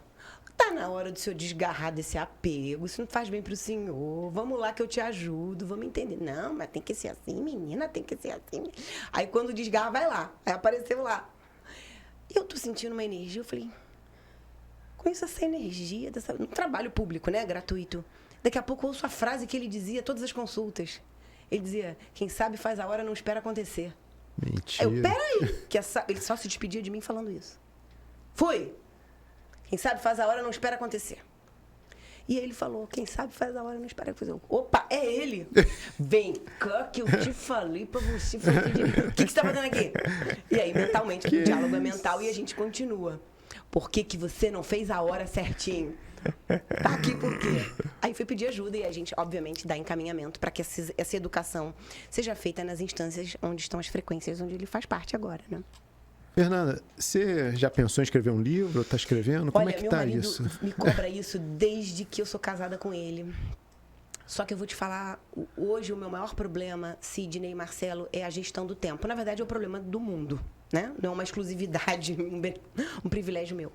Porque eu tenho minha família, eu tenho que tocar, digamos, os atendimentos particulares, eu desenvolvo líderes, eu estou na liderança de trabalhos gratuitos, que vou te falar, não há como viver. Quando você trabalha com o viés do voluntariado, ajudando pessoas, você não se vê mais vivendo a vida senão através dessa ajuda, porque o bem que vai chegando para essas pessoas volta para você em uma forma de realização muito grande. Tem as minhas plataformas digitais e eu não consigo mais colocar mais nada. E livro leva um tempo para você escrever, né? Você tem que ter o mínimo de um sossego ali. Porque você fala tão bem, você é tão esclarecida, você coloca as palavras, né? E às vezes tão rebuscadas, tão... Ela escreveu uma parte aqui do livro. Eu acho que a gente pode transcrever esse podcast, ser uma parte do livro. Boa, isso aí. Tudo começou no podcast. Boa. Me fala um pouquinho, eu acompanhei lá as suas redes sociais lá e você tem às vezes, alguns encontros também, e às vezes palestras.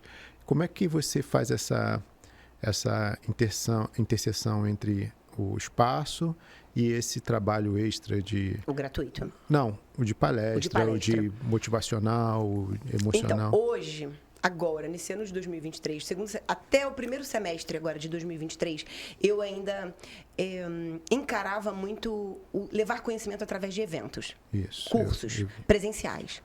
Só que a quantidade de demandas e serviços aumentou tanto e o número de pessoas que precisa da informação é tão grande que simplesmente não dá para você fazer a gestão quando chega num nível que vai para além da parte física, né? Mesmo que eu tenha estrutura toda lá. Então, nós gravamos os nossos cursos em plataformas. Uma plataforma se chama Mapeando Relações, que dá, dentre outras coisas, ferramentas que te ajudam a entender melhor você, o outro e a fazer as melhores escolhas das melhores pessoas na sua vida. Nossa. Então, ajuda a escolher parceiro profissional, parceria societária, parceiro afetivo. Porque o que acontece no âmbito das relações é que nós nos conectamos e nos decepcionamos porque acreditamos no que o outro vendeu que ele fosse. Só que existem ferramentas que você pode aferir a verdade do outro e entender aonde que você está amarrando sua cabra. Uma das ferramentas é sobre o estudo da fisionomia. Na fisionomia, você vê se bate o ré com o cré. Se o que ele está falando que é mesmo. Na estrutura do corpo.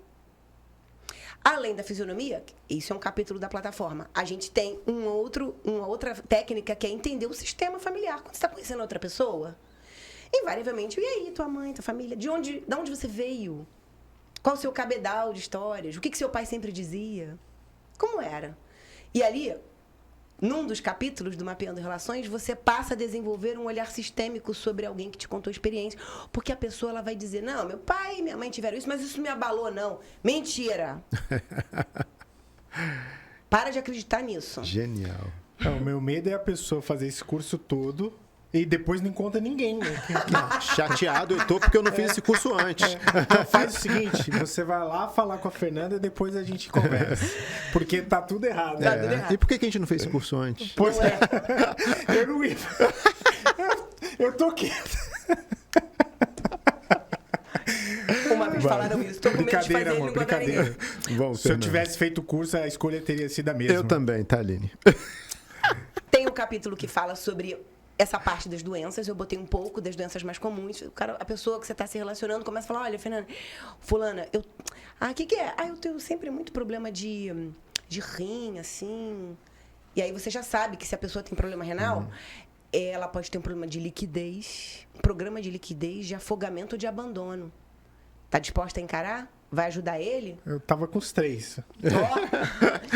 Enfim. Ela falou nos 3 uma atacada só, assim. Enfim, essa Mas o rim já passou, desenrolou. já foi. Esse Tá material é funcionando bem, para né? pessoas que não querem seguir profissionalmente, que querem fazer as melhores escolhas afetivas, profissionais e de tudo. E a plataforma da apometria clínica é sobre isso tudo que nós falamos e muito mais, que fala sobre tudo isso, sobre a técnica e tudo que você precisa saber e precisa saber sobre mediunidade para que aquilo opere a seu favor. Irmão, a gente esteve lá, né? A gente viu de perto a apometria, a gente não quis, a gente se reservou o direito de não gravar essa vivência, como a gente faz em outras, né? A gente grava, essa a gente preferiu ficar mais restrito e mais à vontade. E foi fenomenal e a gente vai continuar se mantendo. Dá aquela piscada pra mim. Já dei. Restrito. Já dei 3 vezes. Restrito, efetivamente restrito pra nós. Um dia, quem sabe, a gente conta num livro. Mas a gente tá na tribo já, né? Sobre essa experiência. É e que foi um grande alerta, inclusive hoje eu estava falando sobre isso, para mim, enquanto perceber a responsabilidade de estar sentado aqui, por trás desse microfone, levando esse tipo de assunto e outros para uma comunidade, para uma audiência, para uma galera que está aí precisando ouvir. Então, isso para mim foi muito impactante, irmão, né? Nesse sentido de, enquanto era só alguma coisa para nós, enquanto a gente estava lá sentado, conversando e discutindo por que não e por que não sabem, por que isso, por que aquilo, e quando a gente vai para frente das câmeras e coloca esse tipo de conversa, esse tipo de profissional, de pessoa aqui sentada e falando sobre esse tipo de coisa, o quanto isso já vai trazendo para um outro lugar, a gente já se coloca num outro lugar de muita responsabilidade, inclusive energética, inclusive espiritual, né, irmão? Porque, assim, você vê que você tem vários caminhos possíveis, né, de você seguir. E eu acho que uma responsabilidade maior nossa é mostrar a gente séria, mostrando essas possibilidades, esses caminhos. Porque a pessoa tem uma decepção com um determinado assunto, numa tentativa, e ela condena todo mundo, né? Não, essa galera aí do tal... É todo mundo canalha, e aí a vida não é assim. Não. Né? Eu queria fazer uma pergunta. A gente está entrando para a parte final, infelizmente, do programa, que está muito gostoso. Tá mesmo, tá muito agradável. Estou muito conectado aqui. Mas eu já ouvi falar, e eu não sei se existe, algum aparelho que pode medir alguma frequência para quem está fazendo a apometria em relação ao corpo sutil, em relação a esse corpo que está sendo ali trabalhado na emoção. Existe isso? Esse aparelho eu nunca ouvi falar. Não tenho conhecimento dele. Porque lembra daquele senhor que eu conversei naquele dia? Ele falou que estava fazendo ele falou isso de um isso é coisa dos russos aí, cara. Pode ser. Eles que inventam essa parada. Que ele estava fazendo uma palestra na Marinha, inclusive sobre apometria, né? E aí tinha uma pessoa que levantou da plateia e falou com ele que não acreditava naquilo que ele estava falando. E aí ele trouxe essa pessoa para perto e, de repente, essa pessoa apagou, caiu no chão. Nossa. Então, e aí ele foi pros almirantes, para todo mundo que estava na Marinha lá, assistindo essa palestra, e falou, acorda ela lá, acorda. Aí o pessoal tentava acordar e não conseguia. Aí ele contando, tá? Aí ele vira para os almirantes e fala, homens de pouca fé, levanta. E a menina levantou, perguntando o que era, pegou a bolsa dela e foi embora e saiu da palestra. E aí eu ouvi sobre esse aparelho, também ainda não tive quando vocês souberem, me contem. Curiosidade de pesquisar, mas se a gente souber de alguma coisa lá dos russos, né, irmão? Isso é coisa de russos. Coisa dos russos. A gente compartilha contigo. Os caras resolvem mais fácil. Mais pergunta? Tem uma pergunta aqui. Fernanda, o que mais te incomoda no mundo? Eu sabia que você ia fazer isso. Você tava com uma cara tão capciosa. Ele é o capcioso, Eu vi né? a hora que eu falei e ele anotou. Ele é o capcioso. O que mais me incomoda no mundo...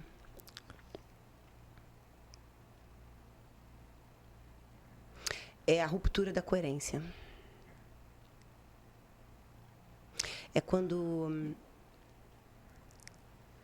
as pessoas dizem que querem viver um determinado caminho de realização, colher determinados louros, viver um processo de realização e de completude em todos os âmbitos da vida, que envolve paz, que envolve progresso, mas elas fazem tudo para se afastar daquilo. O que mais me incomoda, portanto, é esse medo que a humanidade tem do amor. Nós pensamos que queremos esse amor divino, nós rezamos para que ele venha. Racionalmente, nós queremos. Mas quando o amor chega muito perto, isso nos causa um pavor interno e oculto, que faz com que nós tendamos a fugir para atitudes destrutivas. A gente só foge para o destrutivo porque a gente tem medo do amor. Isso me incomoda. Na verdade, isso me dá, Marcelo, tristeza. Porque seria muito mais fácil a gente se entregar para o amor fazer o que compete a ele. E quanta energia nós desperdiçamos para fugir desse amor. Quanto dinheiro a gente gasta em bebida, em drogas. Quanto dinheiro a gente gasta com excesso de uma intelectualidade. Eu gosto de esclarecimento, mas o excesso que te tira do contato emocional com a verdade. Com aquele excesso de quanto dinheiro e quanta energia a gente gasta com proselitismo, querendo converter todo mundo a pensar como você pensa, a fazer como você faz, a seguir o que você segue. Quanta energia desperdiçada, quando na verdade era só pra gente se entregar pro amor. Mas a gente gasta muita energia porque a gente tem desespero, medo, pavor da chegada de tudo que o amor pode fazer e eclipsar dentro de nós. Inclusive, ressignificar todo o nosso sistema de crenças e a nossa identidade. Por isso ele é assustador. Nossa. Olha, foi o primeiro programa que eu passo aqui grudado assim na cadeira, sabe aquele... E com esse papelzinho enrolado, brother, que tá todo suado, tá? Tá molhado, eu não sei nem se eu vou ter condição de ler o texto no final que eu leio, porque tá aqui, gente, aqui. Olha isso aqui, olha essa condição aqui. Tem condição desse negócio? Vocês nunca me viram assim. É a primeira vez, brother, eu não largo isso aqui, não. Eu queria fazer mais uma pergunta antes de a gente entrar na parte final do programa. Tá bom. Bem assim... de forma bem didática, não é nem pergunta. Deixa pra gente aí dicas de se manter numa boa energia, de manter um astral elevado, de não entrar na rodinha ou se perceber na rodinha do hamster ali girando. O que a gente pode fazer de manhã até dormir? O que você, ao longo desse tempo todo aí que você tem conectado com pessoas, tem percebido emoções fragilizadas, tal, o que você tem o que você percebe como escudo, como assim, isso serve para te proteger, né? Primeira coisa, vamos trabalhar com todos os aspectos do ser. Vamos começar com o intelecto. No âmbito cognitivo e intelectual, eu diria, busque conhecimento. Para que você saia daquele modelo restrito, aonde você considera que tudo aquilo que lhe foi apresentado até então é tudo aquilo que pode existir e fez você se dar como concluído e fechado. Busque conhecimento significa não se dê como concluído. Se abra, deixe uma porta entreaberta para que o novo possa entrar em forma de conhecimento. Isso vai tirar você daquele olhar pequeno do velho mundo, do velho homem, da velha mulher, do olhar refém, e vai começar a construir o olhar expandido. Porque o que quer que você esteja vivendo tem uma razão, pode gerar uma grande transformação dentro de você, desde que você entenda para onde você está indo.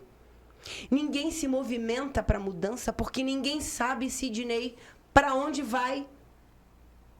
Então, se você abre espaço para conhecer o novo, com leitura, conhecimento, busque informação, você vai ver um mapa para além do seu continente e vai talvez escolher, eu quero ir para lá, para cá, para cá. Enquanto você não souber para onde ir, para quem não sabe onde ir, qualquer caminho chega lá. Que lugar? O mesmo lugar. Esse é o primeiro ponto. Pro emocional, eu diria, alimente-se de boas frequências. Não só o alimento saudável, mas o alimento que entra pelos ouvidos, que entra pelos olhos. Se você está reincidentemente expondo os seus olhos, os seus sentidos a imagens, filmes, notícias que te causem desesperança, desespero, um conceito apocalíptico sobre a criatura humana, músicas, histórias, podcasts que só reforcem o negativo do mundo, a banalidade, a genitalidade, o usar, o vingar, o poderoso e a poderosa. Se você continuar se nutrindo disso, você não vai sair da casca dura, reptiliana que você está. E você não quer ser para sempre um lagarto andando rastejando, não é? Eu tenho certeza que você aceitaria experienciar um caminho muito aprazível se você tivesse asas. Só que para ter asas, você tem que cultivá-las. E a gente só cultiva asas se nutrindo de substrato visual, auditivo, palatável, intelectual, que permita que essas asas possam crescer. Do contrário, você vai continuar rastejando. Terceira sugestão, não é para o intelecto e não é para o coração, é para a sua existência como ser infinito. Estabeleça um relacionamento sincero com o Criador. Crie uma relação íntima, de amizade, de confidencialidade, de troca, de acolhimento. Conta para ele tudo. Afinal, não há nada sobre você que ele não saiba. Você não precisa ter vergonha do que vai falar, dizer ou reconhecer como falível. Faça isso. Crie esta conexão. Relacione-se com o eterno, para que ele possa vir apresentando a você em doses homeopáticas e seguras quem ele é e do que ele é capaz de fazer na sua vida. Acho que com essas 3 coisas já dá para fazer um bom serviço. Eu queria muito agradecer a vocês pela ideia de montar esse podcast e o que quer que vocês tenham de projetos que aludam à mesma proposta de inspirar e transformar, porque a humanidade precisa de uma direção. E se os bons, o Evangelho segundo o Espiritismo tem uma pergunta que é assim, por que o mal, vou falar do meu jeito, talvez não seja ipsis literis como está escrito, a pergunta é assim, por que o mal prevalece no mundo? Resposta, porque os bons são tímidos. Eu tenho uma raiva dessa resposta. Não tenho raiva do espírito que respondeu, não. Eu tenho raiva da nossa passividade. Então, quer dizer que o mal ganha espaço, deita os cabelos e nos confunde a direção porque nós somos tímidos. Na verdade, eu entendo que esse espírito usou uma palavra muito elegante para falar da nossa passividade, da nossa omissão, da nossa inação e da nossa falta de comprometimento. Então, vocês estão sendo nada tímidos e estão sendo muito comprometidos. E se nós não fizermos alguma coisa, não podemos esperar que o mundo transforme. E pelo tempo que nós passarmos por aqui, vamos dar o nosso melhor. Vocês são lindos. Obrigado. Nossa, o que vem pela frente aí? Como é que a galera te acha nas redes? Como é que... Desculpa, pessoal. Imagina. Acho que a forma mais rápida de achar hoje em dia é pelo Instagram, não é? Vocês são especialistas em digital, então vocês vão me dar dizer. Vivo especialista. A forma mais rápida é pelo Instagram, @fernanda.ganem. E o nosso site é www.espaçomerras.com.br. E o nosso YouTube é Espaço Merras, MEHASH. E lá a gente vai postando, colocando os conteúdos.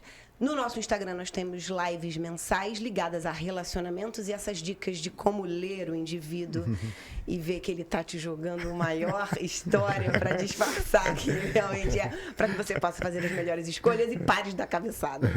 E teremos em breve lives também ligadas a demonstrações de apometria para toda a gente poder assistir. Legal. Maravilhoso. Galera, é legal a gente sempre falar, né, das redes sociais para quem está ouvindo aí no carro, no Spotify ou qualquer outra rede aí de áudio.